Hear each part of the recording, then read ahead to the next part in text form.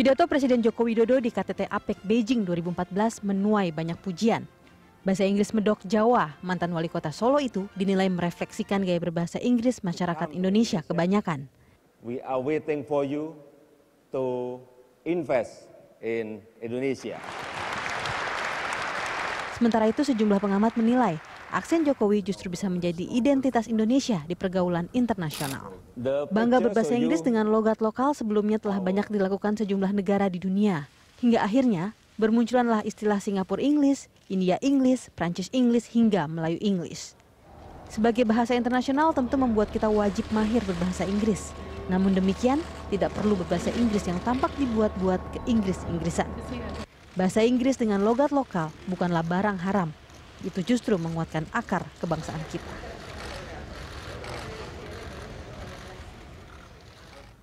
Ya, pemirsa, pidato bahasa Inggris Joko Widodo di KTT APEC Beijing 2014 mempopulerkan istilah Java English. Nah, momen itu diharapkan mampu menumbuhkan akar kebangsaan kita, termasuk di dalamnya adalah bangga berbahasa Inggris dengan logat lokal.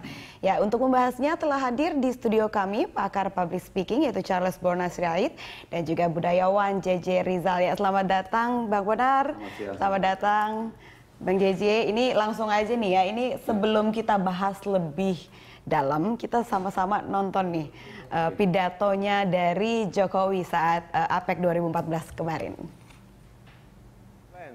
To build our railway track, railway network.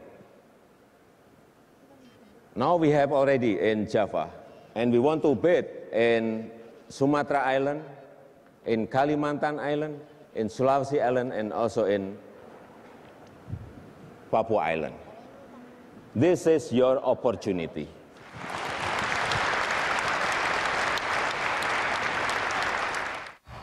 Kita udah menyaksikan sama-sama Bang Charles, bahkan udah duluan tuh udah bereaksi. Silahkan komentarnya dari pidatonya Pak Jokowi tadi. Ya, kalau ada banyak sekarang istilah Javanese English, saya mungkin keluarin satu istilah baru lah untuk gaya berbicaranya Pak Presiden. Saya pikir ini juga kesempatan ya untuk bisa mempopulerkan Joklis.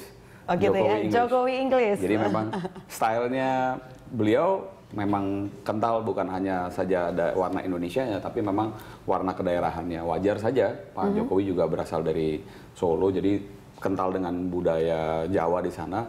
Dan menurut saya memang ini merupakan sebuah kesempatan untuk kita dari kacamata yang lain melihat bahwa ya ini kesempatan mempopulerkan aksentuasi berbahasa Inggris dengan caranya Indonesia, dengan caranya suku Jawa atau budaya Jawa. Banyak kok kita lihat teman-teman kita di luar negeri, kalau kita lihat benar aja ke Filipina ya, itu ada nuansa Tagalognya kalau berbicara. Saya juga nggak bisa mengucapkannya, cuma kalau kita ketemu sama orang Filipina, kita dengerin betul, kita yakin ini pasti dari Filipina. Terus Singapura ada dengan Mandarin stylenya, dengan Singlishnya gitu. Jadi menurut saya ini wajar-wajar aja. Tapi kalau Anda melihat bagaimana nih?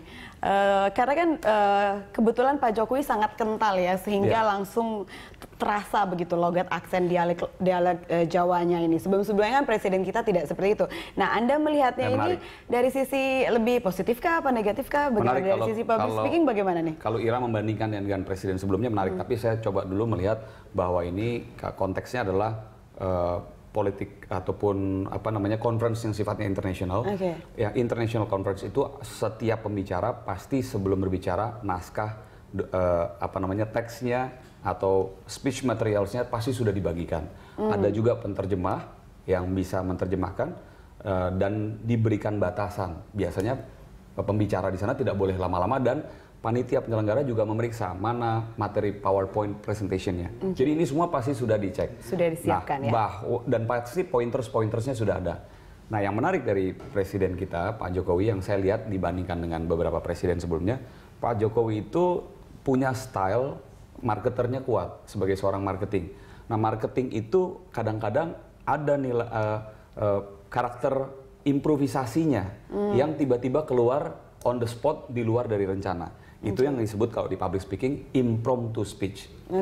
Ada sisi bahayanya. Bahayanya kadang-kadang kalau kita tidak terlalu confidence mengucapkan itu dan pada saat keluar tidak dilatih salah. Semakin kerasa ya. Itu akan lebih kerasa makna yang disampaikan akan bisa keluar dari target kita ataupun maksud dan tujuan awal. Tetapi yang juga merupakan sebuah keuntungan adalah karena tidak diduga-duga, kadang-kadang orang memberikan sambutan kepada yang tidak diduga itu. Jadi elemen surprise-nya atau surprise elemen public speaking-nya dari Pak Jokowi ini ada. Nah, hanya saja memang ya pasti yang menjadi orang-orang terdekat di sebelah beliau bisa kadang-kadang, loh kok nggak sama seperti apa yang disusun, itu bisa begitu. Tapi sepanjang maknanya bisa disampaikan dengan baik, ya tidak apa-apa. Jadi memang Pak Jokowi punya cara, punya karakter marketing yang sangat kuat. Justru bisa dibilang ini yang membedakan atau keunikan dari sosok Jokowi dibandingkan dengan presiden yang lain. Betul sekali. Jadi presiden yang lain itu yang sebelumnya sangat teratur, punya manuskrip, dilatih, apa yang dibacakan sesuai dengan apa yang diberikan oleh ajudan. Menarik perhatian ya dibandingkan. Sementara dari yang saya lihat selama ini karakter Presiden Jokowi selama 1 tahun ini, Pak Jokowi selalu saja membuat kejutan-kejutan.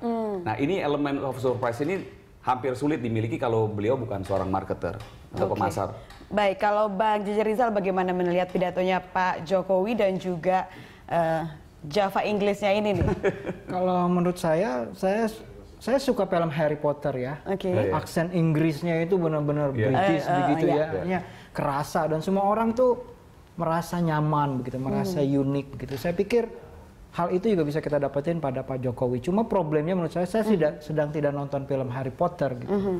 Saya sedang menonton presiden saya dan sebagai presiden dia diatur oleh sebuah perundang-undangan dan kita memang mempunyai perundang-undangan sekitar 10 atau 8 tahun lalu yang mewajibkan seorang presiden Republik Indonesia itu berbahasa Indonesia di forum-forum internasional. Nah, perundang-undangan ini menurut saya mungkin dilupakan, tapi menurut saya ini menjadi cerminan besar seperti kecintaan kita yang semakin merosot terhadap bahasa Indonesia. Seolah-olah karena kita lahir di sini otomatis maka kita bisa berbahasa Indonesia begitu, dan kita anggap kita tidak perlu lagi belajar bahasa Indonesia dan kemudian mengalami degradasi yang sangat parah sekali. Dan hari ini kita melihat bagaimana suasana kehidupan bahasa Indonesia sebenarnya sedang dalam posisi yang sangat kritis, dan karena itu perundang-undangan itu muncul karena bahasa itu kan identitas dari bangsa. Baik, Bang Jeje katakanlah ya, sekarang kan bahasa Inggris salah satu bahasa dunia begitu, kayak di APEC 2014 Pak Jokowi harus menggunakan bahasa Inggris. Tapi dengan logat atau aksen Javanya ini yang Indonesia begitu ya, apa itu bisa mewakilkan ciri khas Indonesia walaupun tidak berbahasa Indonesia begitu? Menurut saya persoalan bukan itu yang saya bilang, dia terikat oleh perundang-undangan dan kesadaran sebagai manifestasi atau maujud dari wakil orang Indonesia menurut saya, dan itu bisa menyemangati kehidupan berbahasa Indonesia yang sekarang semakin rusak terutama di kalangan elit. Menurut saya tidak perlu memaksakan diri gitu ya dengan dengan kebisaan bahasa Inggris yang menurut saya masih